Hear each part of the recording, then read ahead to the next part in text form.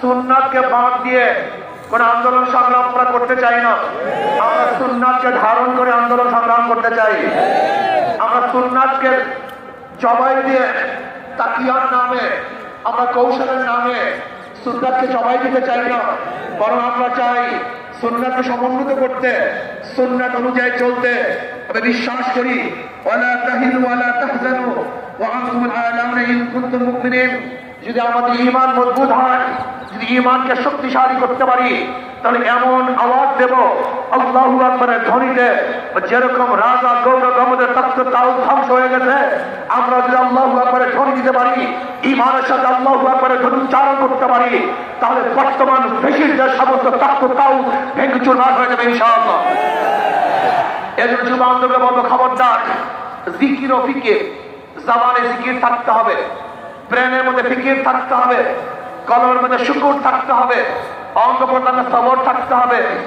মনে রাখবেন, রুহানিয়াত ও জিহাদের সমন্বিত প্রয়াস। রুহানিয়াতকে বাদ দিয়ে কোনো জিহাদ আমরা চাই না। রুহানিয়াতকে বাদ দিয়ে জিহাদ করবেন, এটা জিহাদ হবে না, সন্ত্রাস হবে। কি হবে? সন্ত্রাস হবে।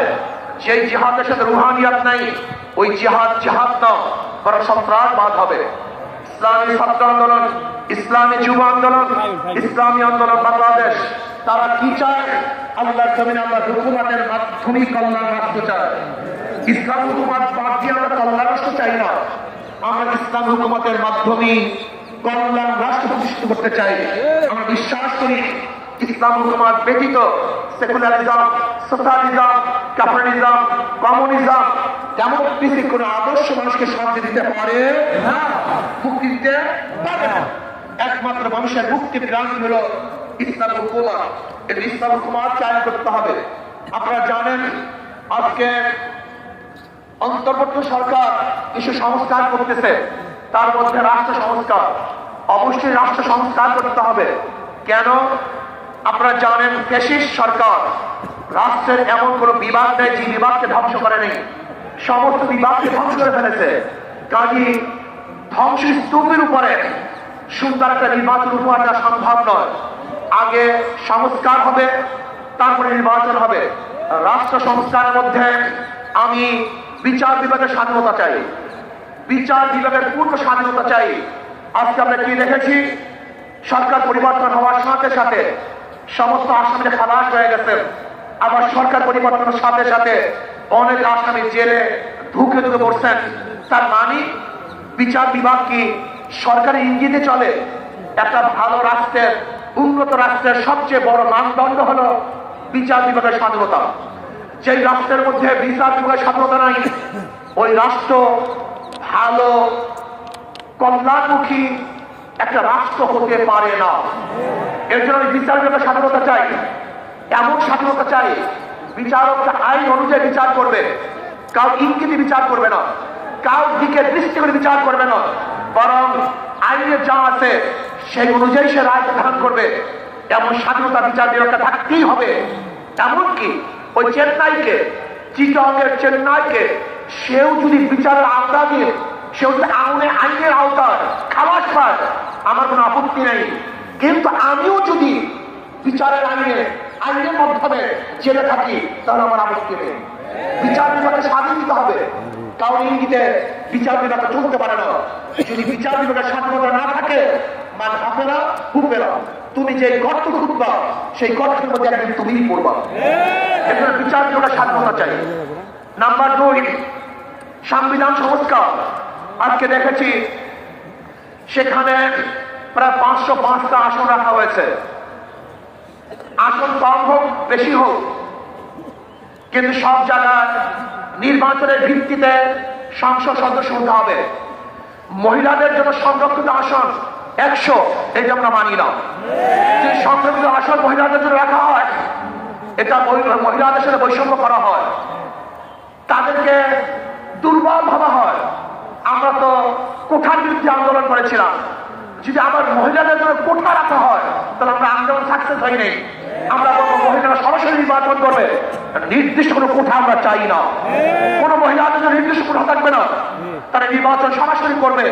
কাজী আমি অন্তর্বর্তী সরকারকে বলবো, মহিলাদের জন্য কোনো নির্দিষ্ট আসন ইসলামী আন্দোলন বাংলাদেশ এটা আমরা মানতে পারি না, এইটা আমরা চাই না। আমরা চাই দ্বিকক্ষ বিশিষ্ট হোক, এককক্ষ বিশিষ্ট হোক, পিয়ার সিস্টেমে নির্বাচন হবে, সংখ্যানুপাতিকহারী নির্বাচন হবে।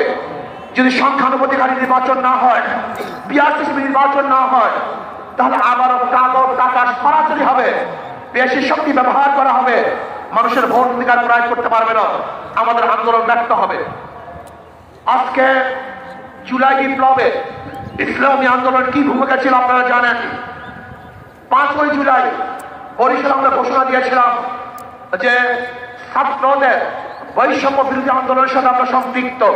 শুধু কি তাই, সেখান থেকে শুরু করে এমন কোন আন্দোলন নাই সংগ্রাম নাই যেখানে আমরা মাঠে ছিলাম না।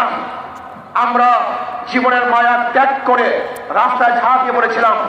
আমি বিশ্বাস করি ইসলামী আন্দোলন বাংলাদেশ যেইভাবে দলীয় ব্যানারে বৈষম্য বিরোধী আন্দোলন অংশগ্রহণ করেছে, বাংলাদেশের অন্য কোনো সংগঠন দলীয় ব্যানারে এই আন্দোলন সম্পৃক্ত ছিল না।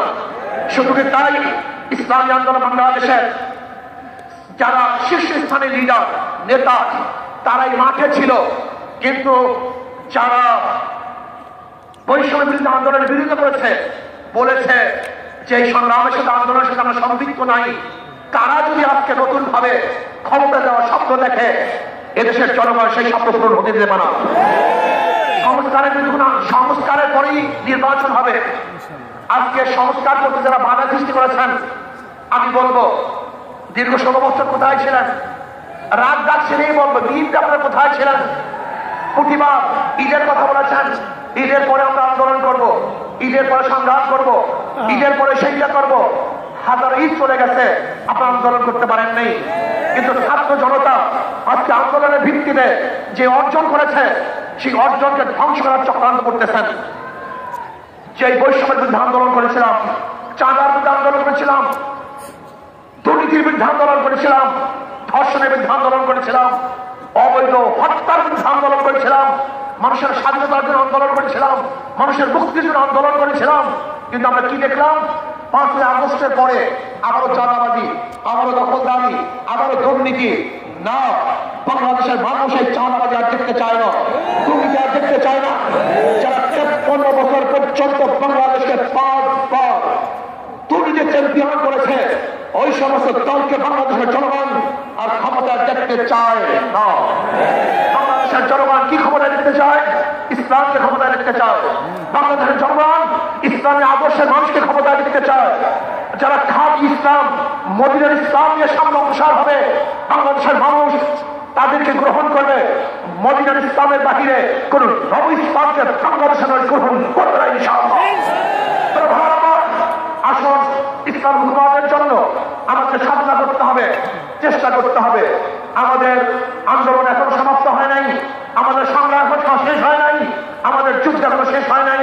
ফ্যাসিবাদের বিরুদ্ধে আন্দোলন করেছিলাম, এখন চাঁদাবাদের বিরুদ্ধে আন্দোলন করতে হবে, দখলদারের বিরুদ্ধে আন্দোলন করতে হবে, যারা দুর্নীতিবাদ তাদের বিরুদ্ধে আন্দোলন করতে হবে, যারা ডাকাত তাদের বিরুদ্ধে আন্দোলন করতে হবে, যারা দেশকে ধ্বংস করার চক্রান্ত করতেছে তাদের বিরুদ্ধেও আরেকবার আন্দোলন করতে হবে।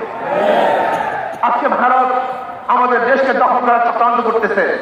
আমি ভারতকে বলবো, আপনি আমাদের দেশ দখল করার চক্রান্ত করতেছেন, আমাদের দেশের দিকে চক্ষু তুলছেন, আঙ্গুল উঁচা করছেন।